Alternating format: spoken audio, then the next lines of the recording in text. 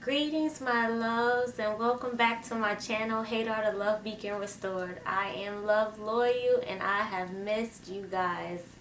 I wanted to do a quick video to just go over some of the things that have been taking place in my personal life and just share the steps that I use and take during rough or challenging situations with others, because trust me, this summer was an interesting summer, and the obstacles that I was met with definitely shifted my level of consciousness, and it put me in a different state of mind on how I am presenting myself, as well as how I'm handling my situations with my loved ones.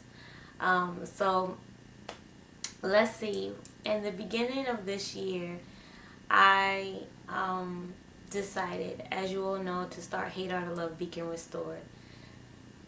In my life, I've always wanted to do something to give back to my community in some way, shape, or form. I've volunteered. I've been on a host of projects for homeless people, children, different challenging situations like bullying in school. Anything that remotely had to do with helping the community. In my spare time, if I can participate in those activities, I do. So HADAR, the Love Beacon Restored, for me is just an opportunity for me to share information with you all, share my personal struggles, as well as provide different techniques and methods that you can use and apply in your own life to help you on your journey. I see tons and tons of YouTube channels, amazing YouTube channels with a host of information. However, I really didn't see a lot of channels on like self-love and going through the process with someone and graduating from a negative or painful circumstance in your life and meeting the challenge of becoming a better person every day by loving yourself and forgiving yourself for past traumas and, you know, pain and different types of suffering that you experienced in your childhood that prevents you from being more of a loving person today.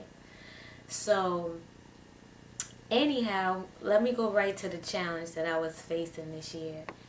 I was raised in a very Christian, traditional household. I believe I mentioned that before in my previous videos. And a large household. So I don't practice religion. And my family had some concerns about that when they saw different elements that I was bringing into the home. Now, in Christianity, and I'm pretty sure other faiths, there's certain things that are a representation of evilness or devil worship, magic, that Christian members are taught not to participate in. And I believe in the Bible it speaks specifically of laws passing and no need for an altar or certain processes anymore, because, you know, Jesus Christ the Savior had came and changed, you know, what was to take place going forward. So in me going through my spiritual journey, I decided to do my own research about, you know, Egyptian artifacts, esoteric teachings, you know, astrology, numerology, pretty much anything that had to do with energy and the soul. I threw myself into wholeheartedly to understand. And in doing so, I picked up, some of those artifacts. I brought them into my home. And in my mind, to be disrespectful is to deceive, so to speak, or to make a person believe otherwise. And when I was bringing these items into my home, I didn't covet, I didn't keep it a secret. It was an open thing, because in my mind, I wasn't being disrespectful. I was learning. I was learning something new, something that I wanted to know. So that caused friction in my household, and I was referred to as a devil worshiper or somebody participating in voodoo evil acts. Now, for me personally, if a person's never demonstrated absolutely no sign of wickedness in their spirit, or if a person has never represented themselves in an evil way, why would someone see incense burning or smoke burning and assume that the person who was burning it is a devil worshiper, when there's never been any type of proof prior to that this person was wicked or evil or would hurt or harm anybody? Okay, so clearly that caused me some distress, and I take a lot of pride in HADAR, the Love Beacon Restored. I'm out here speaking about how to reveal certain things that have happened to us that cause us to respond to people inappropriately now as an adult. That I have to be living that too. I have to be living what I'm out here speaking of, or trying to get others to participate in, to be practitioners of loving and leading every decision in your life with love. That's hard, but we out here and we doing it. So anyhow,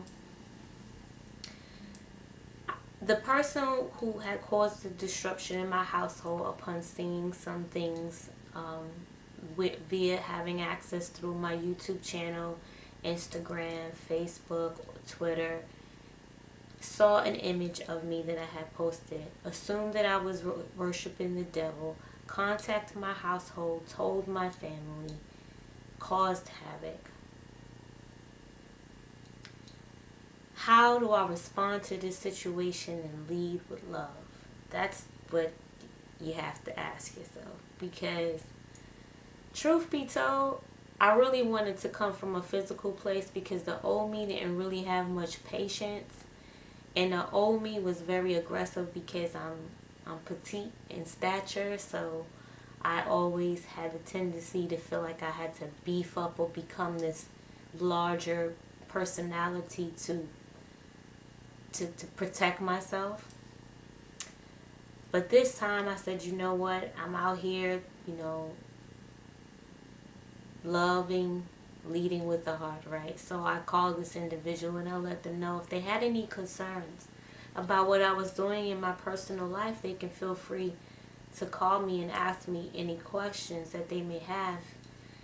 And the intention of the call was to provide my phone number as an opportunity for her to learn, and for me to provide an experience or opportunity for her to ask me questions about the things that she may have saw or heard.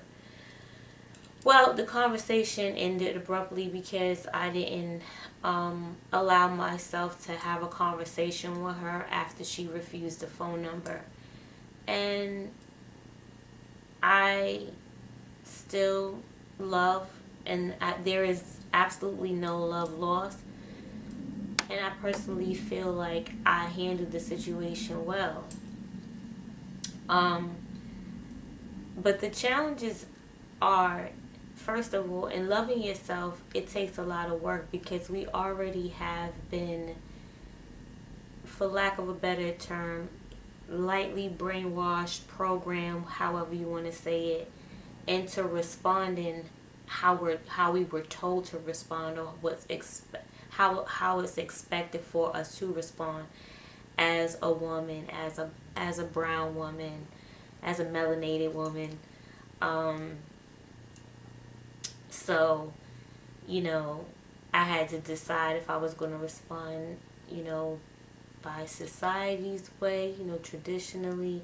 Was I going to let my ego get a hold of me and really just let her have it and not care how she felt about it, not even take into consideration her feelings, just went off on her?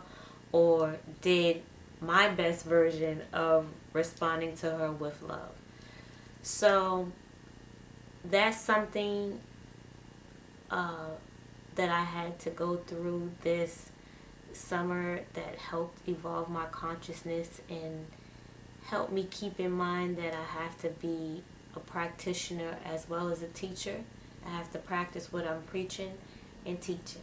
So please share some of y'all experiences with me, some of the challenges that y'all may face on this journey when you feel like somebody's being disrespectful to you and you want to respond the old way, but you actually checked your ego and checked your feelings and you responded leading with love. I would like to hear your stories, because trust and believe, it's not easy. I'm from Queens, New York. Taking public transportation alone is an opportunity for somebody to infiltrate your aura and make you feel like you're ready to just pop off and just start laying hands on people and getting real physical. So doing these exercises that we're doing, and we're learning in Reveal 1 and Reveal 2, and as we continue to grow with one another, we'll learn how to become better at how we're dealing with others, and in doing so, raising the vibration of the planet as well. So I also wanted to share personally the things that I do on a daily basis to keep me in attunement with a high divinity, divinity of light, and pure energy from the light source, the God source, my higher self, my God self. It's so many different terminologies, however you want to phrase it. So I am a student. I am a Galacticus student of Ascension. I have cycles every month that last for 30 days, and each cycle I'm responsible for completing affirmations as well as practices that keeps me in tune with my kundalini, with my chakras, and with my soul self, my spirit self, and my body self. In doing the cycles, I felt regenerated, restored, more connected with my higher self, less affected by lower energies, less affected by, not necessarily lower energies, but no longer spending so much time in a negative space. I really enjoy being a part of it. In addition to doing the cycles once a month for 30 days, we do a monthly meditation circle, which typically happens around the full moon or the new moon. And that generally takes place in Central Park. And at that time, we as a collective group, we get together to focus on healing the planet and healing ourselves and others. So that's what I do in my spiritual practices that keeps me on a level of speaking from that divine place when I'm presenting the information and living my life and practicing what I preach.